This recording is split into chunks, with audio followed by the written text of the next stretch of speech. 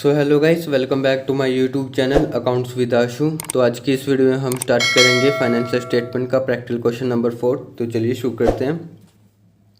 Calculate gross profit on the basis of the following information. ठीक है, आपको following information given है और आपको क्या निकालना है, ग्रॉस प्रॉफिट। तो पढ़ते हैं क्या क्या गिवन है आपके पास। परचेजेज है आपके पास 6,80,000 की। फिर रिटर्न आउटवर्ड है आपके पास 30,000 का। रिटर्न आउटवर्ड का मतलब यानी कि परचेज रिटर्न। ठीक है, परचेज रिटर्न का दूसरा नाम क्या है, रिटर्न आउटवर्ड, ये ध्यान रखना। फिर है कैरेज इनवर्ड। ठीक है, 20,000 का, ये आपका डायरेक्ट एक्सपेंस में आता है। ठीक है, इनवर्ड ये आपका परचेज पे लगता है। ठीक है, डायरेक्ट एक्सपेंसेस में आता है।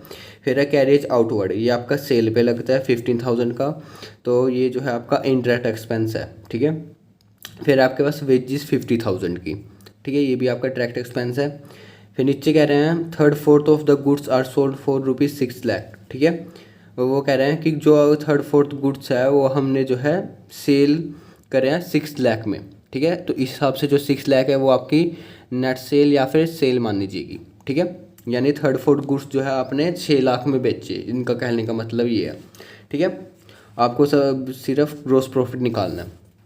तो ठीक है, तो ग्रॉस प्रॉफिट के लिए हमको जो है नेट सेल चाहिए और कॉस्ट ऑफ गुड्स सोल्ड चाहिए। ठीक है, तो सबसे पहले जो है कॉस्ट ऑफ गुड्स सोल्ड का फॉर्मूला लगा के हम कॉस्ट ऑफ गुड्स सोल्ड निकाल लेंगे। ठीक है, अब देखिए परचेजेस भी गिवन है और परचेजेस रिटर्न भी गिवन है। तो इससे क्या आ जाएगी आपके पास, नेट परचेजेस। ठीक है, तो निकालते हैं।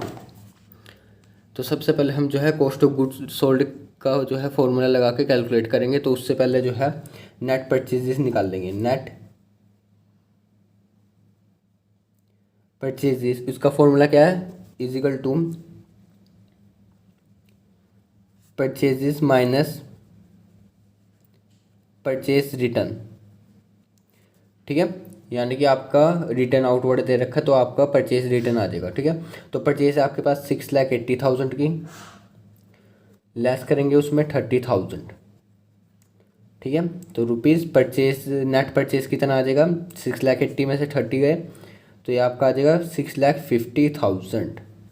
ठीक है, ये आपका आ जाएगा नेट परचेजेस।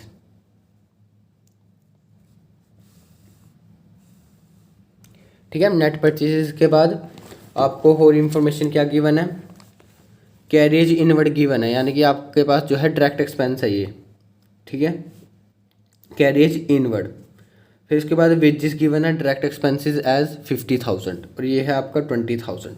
कैरेज आउटवर्ड को इग्नोर करेंगे क्योंकि ये आपका इनडायरेक्ट एक्सपेंस है। ठीक है, तो ये आपका प्रॉफिट एंड लॉस में आता है और सेल पे लगता है ये 15,000 का। तो जस्ट इसको इग्नोर करेंगे, कैरेज इनवर्ड और वेजेस को इंक्लूड करेंगे किसमें, डायरेक्ट एक्सपेंसेस में। तो सबसे पहले direct expenses is equal to कौन कौन से इंक्लूड है, कैरिएज इनवर्ड प्लस वेजेस। ठीक है, कैरिज इनवर्ड कितना है आपके पास, 20,000 प्लस 50,000 वेजेस, ये कितने हो जाएंगे, 70,000। क्या चीज़, डायरेक्ट एक्सपेंसेस। ठीक है, ठीक है, अब आपके पास नेट परचेजेस भी आ गए और डायरेक्ट एक्सपेंस आ गया। ठीक है, तो सिंपल आप कॉस्ट ऑफ गुड्स सोल्ड का फॉर्मूला लगा के तो निकाल सकते हैं कॉस्ट ऑफ गुड्स सोल्ड। तो उसका सिंपल फॉर्मूला लिखेंगे, opening stock plus net purchases plus direct expenses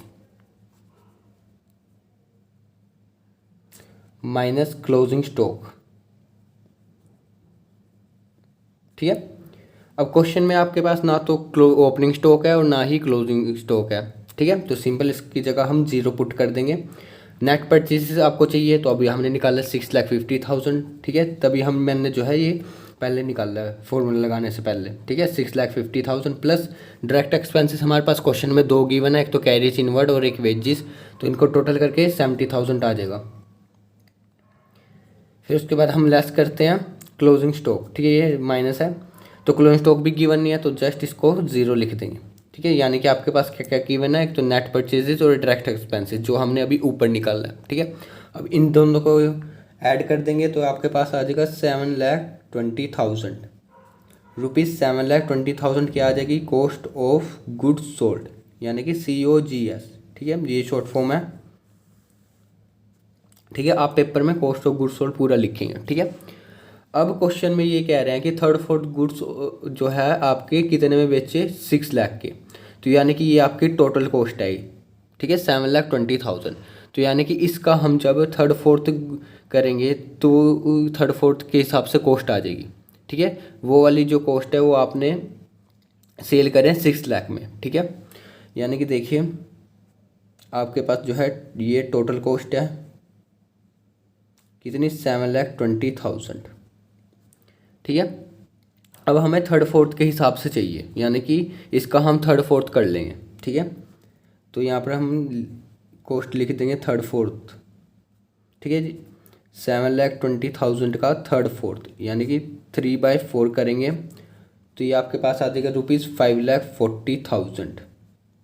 ठीक है, अब आपको ये पता चल गया गुड्स की कॉस्ट कितनी है, 5,40,000। ये वाले जो है गुड्स आपने कितने में, 6 लाख में बेचे। ठीक है, अगर ये वाली लाइन ना लिखी होती तो हम इसको सिंपल इंक्लूड करते 7,20,000 को, सिंपल। ठीक है, तो हमने सबसे पहले 7,20,000 का थर्ड फोर्थ लिया तो वो आ गया आपके पास 5,40,000। ठीक है, अब ग्रॉस प्रॉफिट निकाल लेंगे। ग्रॉस प्रॉफिट, उसका फॉर्मूला क्या होता है, net sales minus cost of goods sold. ठीक है, नेट सेल आपको गिवन है 6 लाख, तो 6 लाख लिख देंगे। ठीक है, वो थर्ड फोर्थ के हिसाब से है, यानी कि थर्ड फोर्थ के हिसाब से हमने कॉस्ट निकाल दी 5,40,000। तो हम ये वाली लेंगे थर्ड फोर्थ के हिसाब से, ना कि टोटल कॉस्ट लेंगे। तो कितनी है, 5,40,000 थर्ड फोर्थ के हिसाब से। ठीक है, 7,20,000 इंटू 3/4। ठीक है, तो आपके पास आ जाएगा 5,40,000। ठीक है, ये ध्यान रखना। अब नेट सेल्स में से कॉस्ट लेस कर देंगे 5,40,000, 6 लाख में से 5,40,000 लेस करेंगे तो आपके पास आ जाएगा 60,000 का ग्रॉस प्रॉफिट। तो यही हमको निकालना था क्वेश्चन में। ठीक है, ग्रॉस प्रॉफिट कितना आ जाएगा, 60,000। ठीक है, जब आप 6 लाख में से 5,40,000 लेस कर देंगे तो 60,000 आपका ग्रॉस प्रॉफिट रह जाएगा। ठीक है, समझिए कैसे करना है ये। ठीक है, बस इसमें यही पॉइंट डिफरेंस था, थर्ड फोर्थ जो है आपका कॉस्ट निकालनी थी। ठीक है, यानी कि टोटल कॉस्ट का आप थर्ड फोर्थ करेंगे तो आपका 5,40,000 आ जाएगा। ठीक है, अब इस कॉस्ट को जो है, ये गुड्स की कॉस्ट को आपने 6 लाख में बेचा। ठीक है, तो आपको प्रॉफिट कितना हुआ, 60,000। ठीक है, सिंपल। तो ये था आपका प्रैक्टिकल क्वेश्चन नंबर 4। अगर आपको प्रैक्टिकल क्वेश्चन नंबर 3 का बी पार्ट चाहिए तो लिंक इन डिस्क्रिप्शन। अगर आपको वीडियो अच्छी लगी तो do like and subscribe my channel. Thanks for watching.